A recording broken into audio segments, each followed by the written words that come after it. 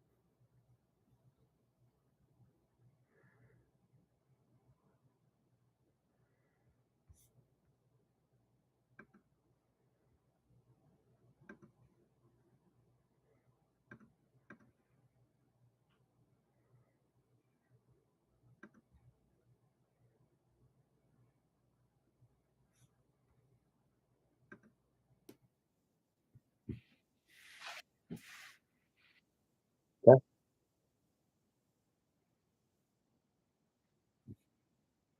Test.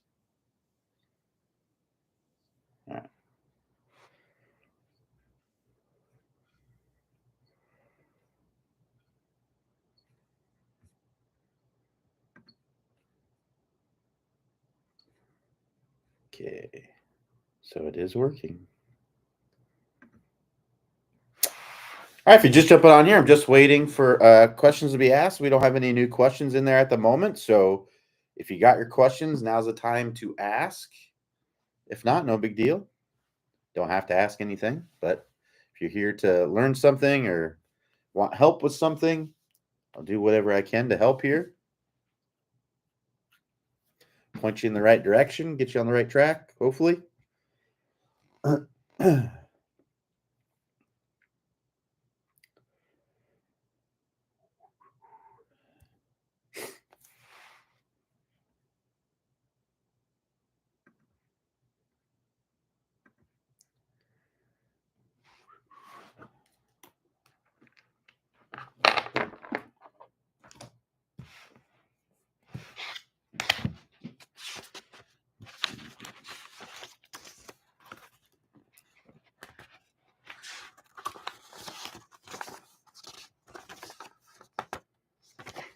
Sweet.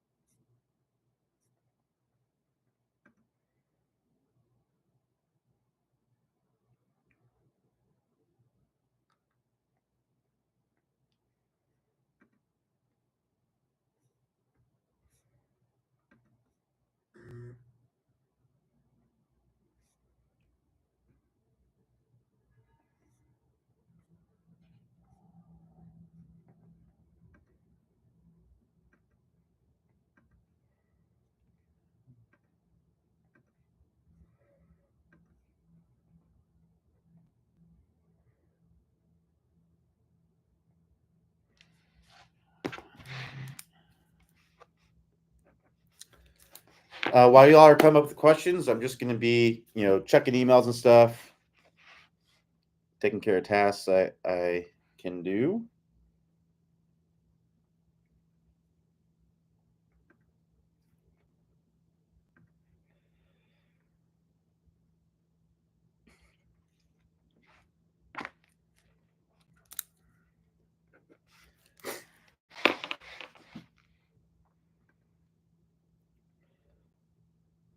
Okay.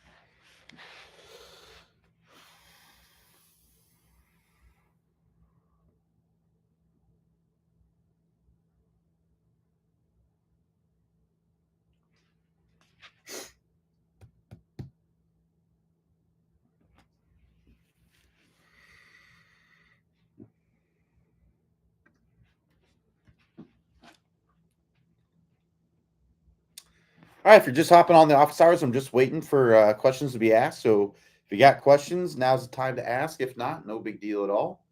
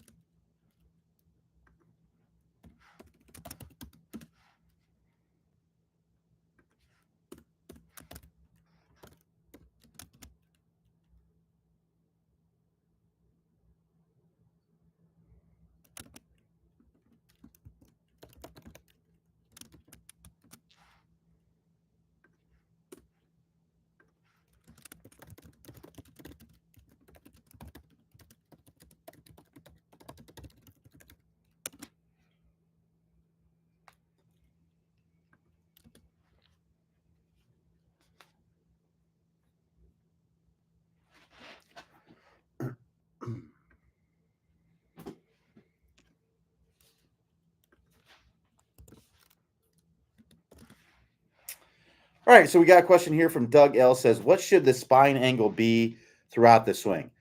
So Clay talks about this in the stable and fluid spine course.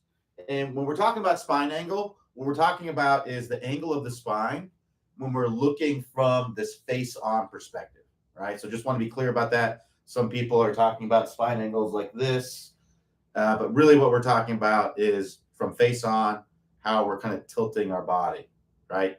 And really the spine curves, right? So I can keep my hips level and then curve my spine that way to make my rib cage kind of tilt. So really the spine is within this, but really what we're talking about here is the overall angle of the body. So if you kind of look at my torso here, what is the angle of my torso? So that would be straight up and down vertical. That would be tilted away. Then that would be tilted toward the target. I'm a right-handed golfer. So that's the way it would work for a right-hander. So at address, generally what we want to be is about 6 to 8 degrees tilted away, right? A very easy way to get into this position is to put the club straight down the middle of your body, right underneath your chin, right down through your belt buckle. You're going to get in your posture here, and then you're just going to tilt your body with this club until it just touches the inside of your leg. And that gives you pretty much a pretty close to 6 to 8 degree angled away position address. Well, the reason why we would want to be in this position, there's several reasons, but one of the main reasons is that it helps you to kind of square up your body and it sets you up to make a good backswing, right? So when we put our trail hand on the club, right, it's lower on the grip, right? So because of that, we will actually have to reach a little bit to make that happen. So if I set up with my body straight up and down, right, my spine straight up and down here, then when I reach to put my hand on the club, well, what happens is my shoulders will get to where they're opened up. And a lot of times when we do that, we'll tend to kind of swing over the top. right? Because just naturally we'll tend to want to do that. Not everyone will do that, but a lot of people will tend to do that. So if we set up more square, that definitely makes it a lot easier to get the club to go up and down on a correct path down to the ball, right? So that's one reason for it. The other reason for it is that when we go up to the top of the swing, we want to be angled away as well. I mean, that's one of the main reasons why we want to set up angled away at address is we want to be angled away at the top. So if I'm angled away at address, I just stay angled away when I go up to the top. So if you set up kind of straight up and down like this, and then you kind of move into that position where you're going to have to kind of move your head this way. Now, that isn't that big of a deal, but generally we want to keep the head somewhat quiet. We don't want it moving around a ton. It can certainly move. All the best players, their heads move around. It's just when it's excessive, it can be difficult. When your eyes are moving around everywhere, it can make it difficult to kind of see the ball and coordinate things and be as athletic with things. So if we can get tilted away at address, and then when we go up to the top of the swing, we can retain that tilt. So you can look at the overall angle of my body is remaining the same. Then we're going to be in a good place to be able to make a good downswing. Because if my body is angled towards, so let's say I go up to the top, this is a really big thing that I see is sometimes the hips go that way and the head goes that way, or maybe just the head goes that way, or the hips just go that way. Either way, if our body is kind of tilted toward the target, what we're going to want to do in the downswing is we're going to want to come over the top, right? So think about it this way. If I were to spike a ball into the ground, say I just scored a touchdown, I'm going to spike this football into the ground. Well, I'm going to angle my body toward the ground and spike it down to the ground. That's what a lot of people do with the golf club. They essentially kind of spike the golf club down to the ground. Now imagine I got a rock here, found the perfect rock to skip, and I'm going to skip it across the water, right? Well, how am I going to angle my body to do that, right? If I want to throw this rock to where it's fairly level with the water, I still want it to be going down into the water, but I don't want it sharply down in the water. I want it to just kind of at a nice, easy angle so that way it can skip, right? Well, what I would do is I would angle my body this way so that way I can do that. That's the same thing we want to do with the golf club, right? We want to angle our body away so that way we can swing this club from the inside. We can shallow out that club and get fling out the ball. If we angle our body that way, we're going to tend to spike the club down to the ground. It's going to be very, very difficult to be consistent when you do that. So just like when you throw a rock, right? When you're skipping that rock across the water, you may set up like this. And then when you stride forward, you may get more angled away as you stride forward to skip that rock. We're going to do the same thing with the golf club, right? We're going to have that spine angle at address. We're going to go up to the top. We're going to retain that spine angle. Then as we come into impact, as our hips move forward and we open up our body, my body's going to get more angled away. It's generally going to be in that 18 to 25, 27 degree range is how much your body's going to get angled away. Now, a lot of this will depend on the kind of shot that you're trying to hit, right? So if you're trying to hit higher shots, you're generally going to be more angled away because that's going to promote a more level or even upward angle of attack on the ball, which will help you to hit it higher. So a lot of times with the driver, we're going to be a little bit more angled away with the driver because that's what we're trying to do. If I'm trying to hit a wedge, right, where I'm trying to hit down on it, maybe trying to get a bunch of spin on it, right, I probably won't be as angled away because I want to hit down and through that ball a little bit more, right? And then for an iron, like a typical iron shot, it's going to be typically somewhere in between there, right? So 6 to 8 at address, 6 to 8 at the top, then 18 to 27 as we're coming into contact, right? That's going to get you in the good spine angles. Clay talks about this in the Stable Fluid Spine course. If this is something that you struggle with, I highly recommend going to check that out. To get to the Stable Fluid Spine course, you can click the instruction tab at the top of the screen. Then you can click the Top Speed Golf System and then the Stable Fluid Spine course from there.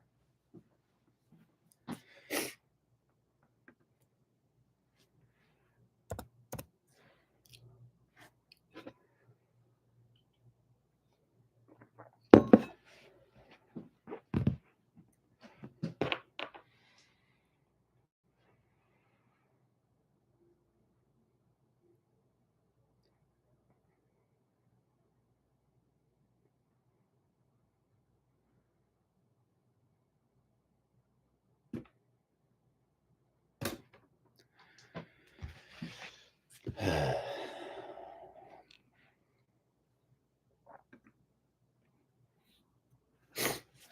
right, if you're just hopping on, I'm just waiting for questions to be asked. So if you got them, bring them on. If not, no big deal. While you're coming up with the questions, I'm just going to use the restroom real quick. I'll be right back.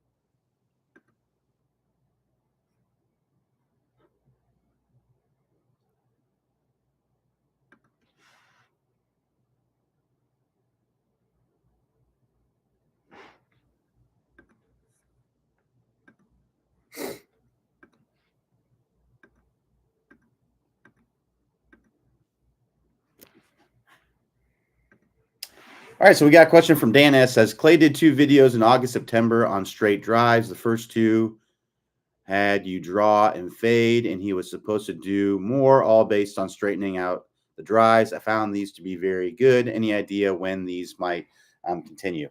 Hey, Dan, I'm not really sure. I'm not involved with that project that Clay was doing. I don't the fella that he was working with that. I know that he's kind of working on some other things now, so it's possible it may not ever they may not ever really finish it. They both become pretty busy. So, but yeah, sorry. I wish I had better news, but I honestly I don't really know.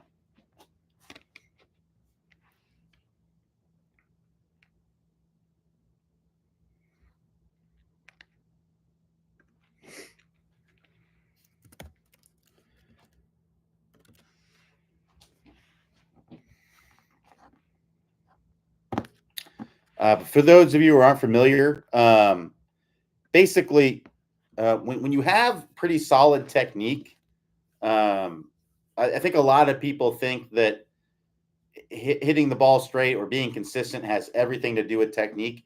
Technique is a small part of it.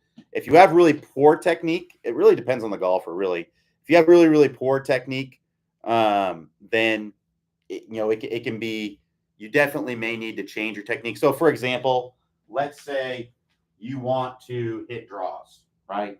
You want to hit draws that start to the right of your target and then curve back toward the target. Well, in order to do that, you have to be using a technique that gets your club to work from the inside. If you're coming down like this, you're not going to be able to do that, right? So if you're coming down way over the top or something like that, you're not going to be. The technical thing is you're not going to be able to do that, right? So, but if you're able to swing the club from the inside, you're able to come over the top. You're able to, you're capable of hitting the shots that you're trying to hit. You just want to hit them on a more consistent basis. Then what you need to work on is improving your skill, right? So technique is how you move, right? And then skill is your ability to control the way that you move, right? And the drills that Clay was kind of talking about there, it's more about your ability to control the way that you move. It's developing the skill, right? And doing that in a way that helps you to learn and do it the best. That's why you want to switch from hitting draws and fades, right? You want to switch back and forth, alternate between hitting the two, because that's going to help you to give you a better overall feel and awareness for where middle is, right? So I wouldn't say I'm necessarily weird. There are other players that do this. But generally, I'm more of a drawer with my irons. And then with my driver, I actually prefer to hit a little fade. That's just what I personally like to do. That's what I feel the most comfortable with my driver, and I feel the most comfortable with my irons. But with both clubs, I practice hitting draws and fades, because if I only practice hitting draws with my irons, right?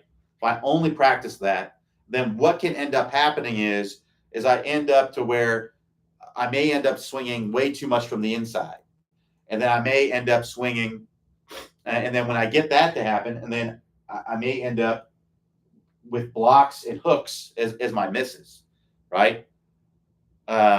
And vice versa. Like if I only hit fades, right, then I may end up with pulls and slices as my misses, as I just get more and more comfortable cutting across the ball, essentially, right?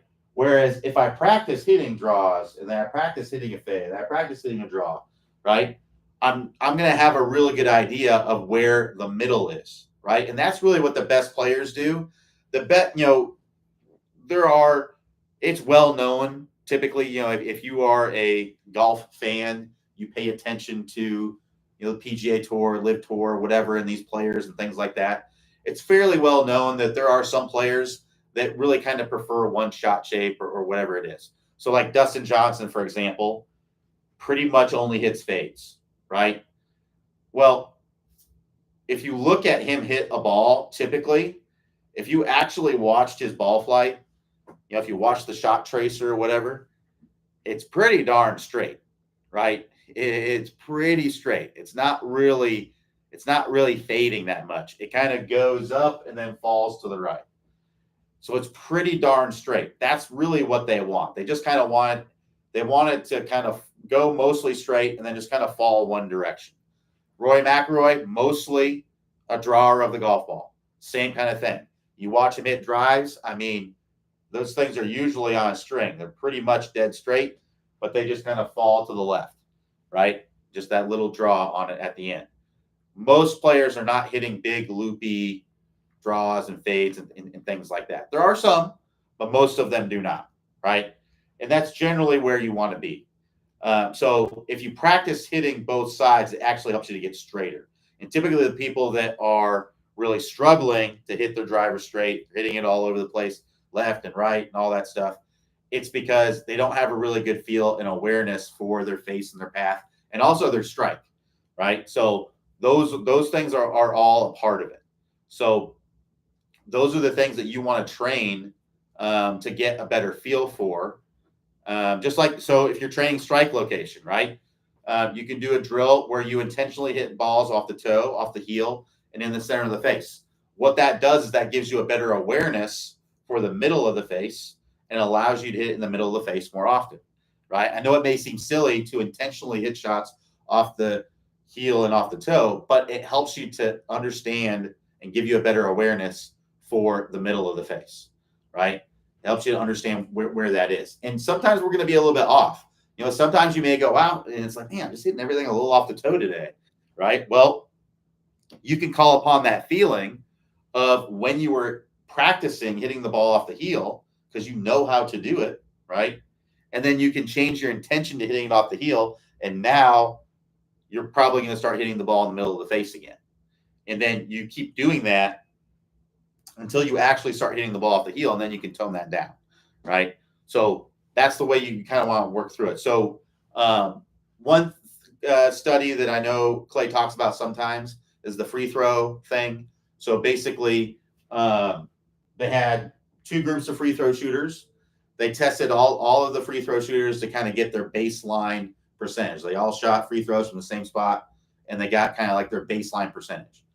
Then these two groups went off, and they practiced free throws, and they were going to retest to see after practicing the free throws, how well they would do. Well, one group just shot a bunch of free throws, right? They shot a bunch of free throws from the same spot, the same way you would imagine you would practice shooting free throws. This is what's called block practice, where you just kind of do the same thing over and over. Now, there is a time and a place for block practice, but it's not always the best option. In fact, it usually isn't. The other group, they shot the same amount of reps. So they took the same amount of reps, but they shot from different places, right? So if this is the free throw line, they would shoot it from the normal spot. They would shoot it from the right, from the left, in front of the line, behind the line. They shot it from different spots, right? But they shot the same amount. So that it's not like they shot from different spots and shot way more. They got way more reps in. It was the same amount of shots taken in the practice as the other group, right? Then they went to retest them. The group that shot from the same spot every time, they improved on average by 1%. Well, that's good. They improved. That's great, right? The group that shot from different places, they improved, but they improved by 11%, right? And what that means is that they gained a better awareness of shooting the ball from shooting from different places. And that's kind of what the practice is based on, right? Hitting different shot shapes, hitting different shot heights, right? Different trajectories, different things like that. It helps you give you a better awareness. Hitting it off at different parts of the face gives you a better awareness of hitting it in the middle. So that's why, we kind of recommend that you do that. So Dan S says, I started to hit a draw or fade every hole with my driver and got pretty good at getting the shot I want on comment. Though sometimes it doesn't fade or draws hooks too much. Yeah, so it's just more practice. I mean, and even the best players in the world, sometimes they hit it and it fades too much or draws too much or whatever. They don't hit a perfectly beautiful shot every single time. So, and that's the other thing that I want to mention as well. Like I said, I predominantly draw my irons. When I'm on the golf course, I'm probably drawing my irons 95% of the time, over 90% for sure.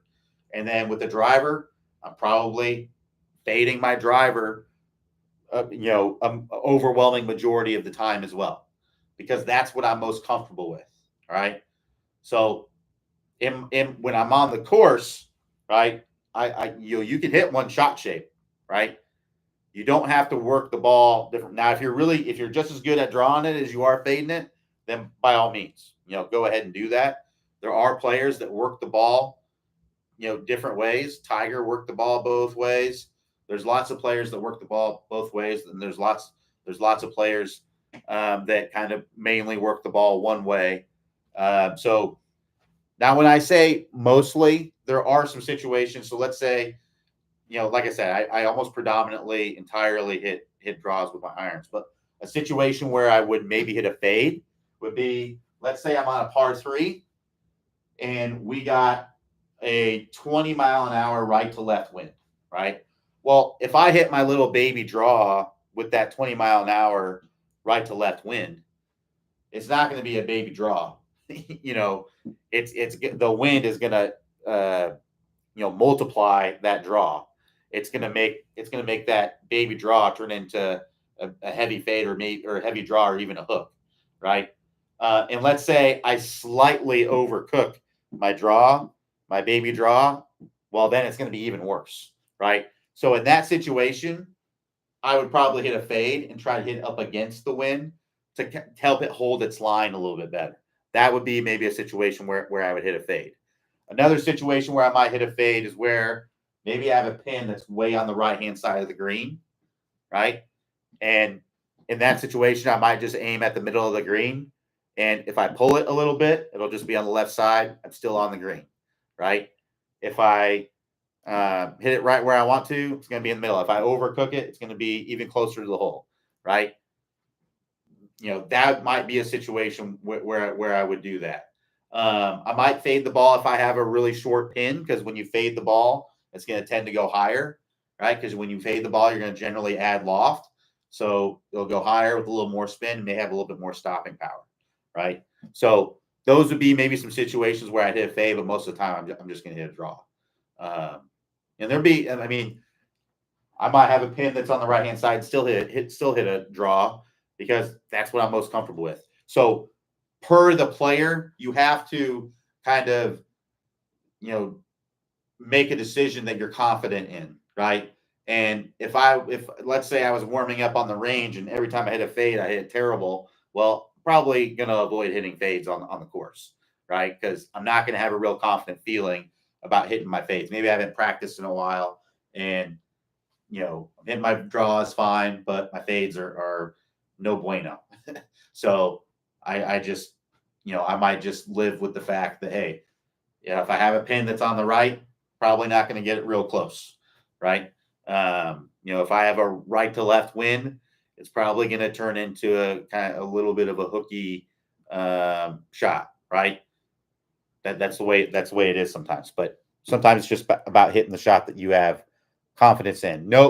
Having more predictable, knowing what's going to kind of happen. If I can hit a fade and know, like, all I got to do is make sure this is going to fade, well, then I can let it go, right? But sometimes, that's not always the case.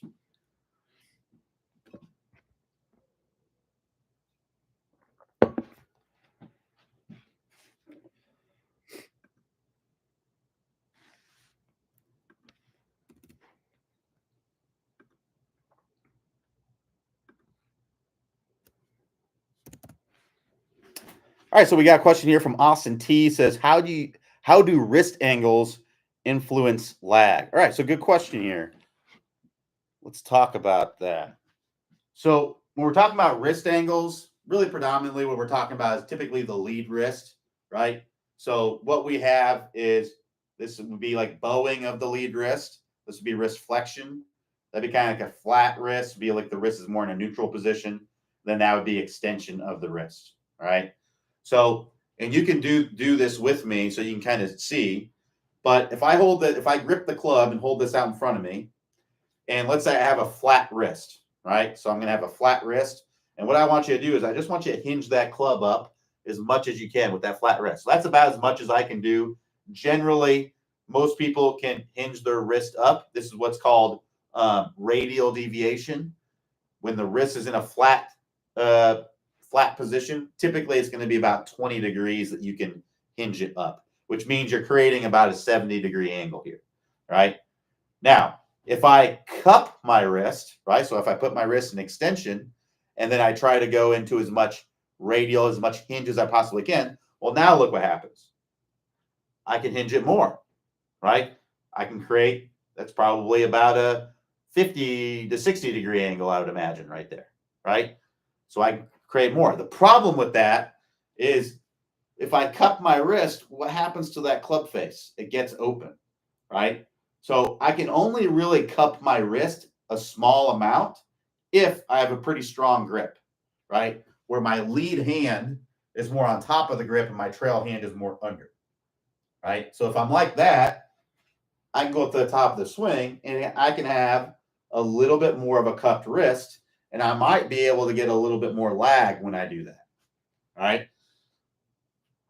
Now, if I bow my wrist, right? So if I put my wrist in flexion like this, now look what happens, right? So now I'm going to bow my wrist.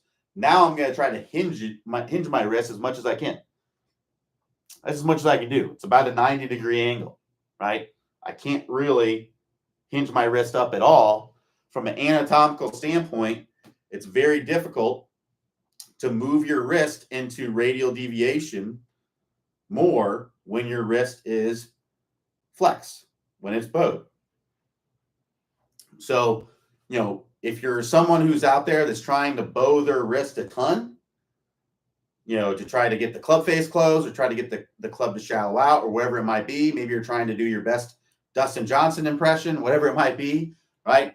You're probably going to have a hard time getting to where you have an appearance of a lot of lag in the downswing, because it's going to be very difficult to create that. And if you go and go on YouTube and search Dustin Johnson swing, pause his swing at lead arm parallel in the downswing, and you're going to see something like that, right? You're not going to see like a huge lag angle like that, because he's bowing his wrist, and it's very difficult to create a lot of lag when you do that. So there's pros and cons to bowing your wrist, and having it a little cupped. You can create more lag if you have it cupped, but you also are opening the face if you have it cupped.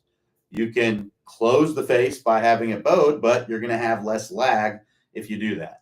So that's why I generally recommend most golfers have a neutral to strong grip, because what it allows you to do is it allows you to have the happy medium of, if you have a flat wrist, you can create plenty of lag with a flat wrist. You can have the club face plenty closed with that flat wrist, right? And the neutral grip combination, right? Or the flat wrist and a little bit strong grip combination. Generally, what I recommend people do is I recommend that they use the grip strength that closely matches what they do with their wrists naturally, because it's much easier to adjust your grip than it is to adjust dynamically what's happening in your golf swing with your wrist, especially, right? When things are moving really, really fast, it's just difficult. And if it's very different than what you're used to, again, it can be very difficult, right? So what I would do is I would look at your swing and I'd say, okay, well, what does my wrist angle look like at the top? If it's flat, you're probably going to do best with a neutral to strong grip, right? If it's cupped, you're probably going to want a strong grip, and depending on how cupped it is, you may want to reduce the cupping, right? If you naturally just have a bowed wrist at the top, then a weak grip is probably going to be more of what you want. But keep in mind, you're not going to create a ton of lag with that unless you just have very flexible wrists, right? So if you look at like a Colin Morikawa, for example, I think he just has very flexible wrists, because he has a weak grip, he bows his wrist, and he creates a ton of lag. I think Brooks Koepka is in the same category, right? John Rahm, I think, is in the same category, right? So I think they have kind of flexible wrists that allow them to do that. There's other things that create lag. It's not just the hinging of the club. The change of direction creates the lag, right? So if my club's going that way and then I change directions, that creates lag, right? I get more momentum of the club. That will create more of a lag angle. The shallowing of the club creates lag. So if I have the club like this, right? So if I have it like this and I hinge it, right? So it's straight up and down, and then I hinge it, that's how much lag appearance you're going to see.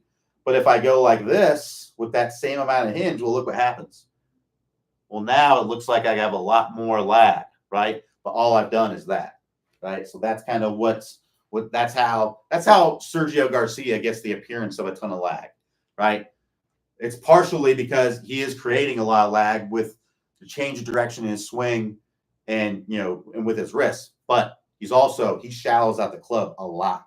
He gets that club on a pretty shallow angle when he's coming down. That allows him to create a really crazy amount of lag as he's coming down. So, yeah, That's what we want to understand. The wrist angles here, so bowing the wrist, you're going to typically have less lag. And it's not necessarily a bad thing. Really when it comes down to lag, really what I want to see when you're looking at it from the top of the swing to the lead arm parallel position, what I want to see is I want to see this angle between your lead arm and the shaft. I want to see that angle either staying the same or getting a little bit smaller, right? That's what I want to see. If that's happening, then you're doing good with the lag, right? You're doing good with the lag. As long as you're loading up the club, right? And then you're getting that angle to stay to that lead arm parallel position or get smaller, then you're doing just fine. If you look at Dustin Johnson's swing, that's exactly what he's doing, right? He has his wrist really bowed at the top. It's about a 90-degree angle. He brings it down here. It's about a 90-degree angle. And then from there is when it gradually starts to release, right, until it gets out into to the straight line release position where it's out in front, right? So he's not creating a ton of lag, but he's not casting out the club, right? He's not going up to the top of the swing and then throwing the angle out. Because if you throw the angle out right away, which is something that I often see with recreational golfers, if we throw that angle out right away, then what's going to typically happen is you're going to have an early release at impact. You're going to have kind of a scoopy, less powerful impact position, not as much compression. You're not de-lofting the club as much. So you may get kind of a weaker, spinnier kind of ball flight. You also may suffer poor contact because if the club releases, right, if the club is kind of releasing before you get to the ball or as you're getting to the ball, that club is going to be kind of coming in very level with the ground, or sometimes you may even be hitting up on the ball. So if that is the case, when you're hitting the ball off the ground, you're going to tend to chunk it and thin it in those situations, right? So if we want to have a nice compressed ball flight, right, we want to have those hands at least a little bit ahead, so that way you can make ball first contact as well.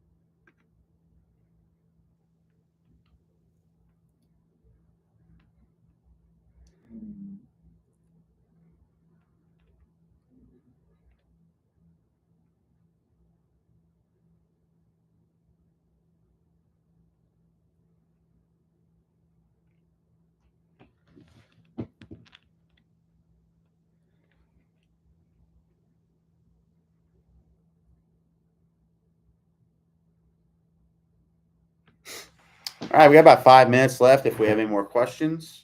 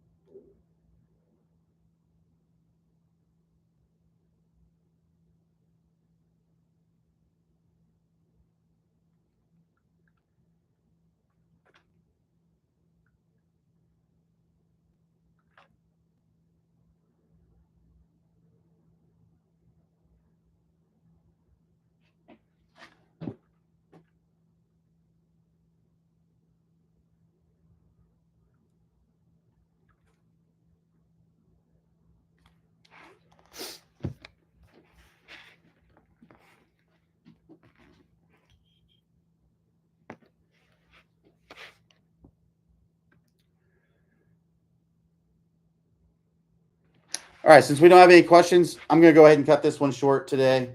I'll be back here tomorrow, Friday, 11 a.m. Eastern Time. Everybody have a great rest of your day. Please come with questions tomorrow. So yesterday had one question the entire time. I know it's the holidays. Maybe that has something to do with it. Today, we didn't really have an instruction question. It was just a question about some videos, which I wish I could have helped with, but the other questions I just made up because I was bored.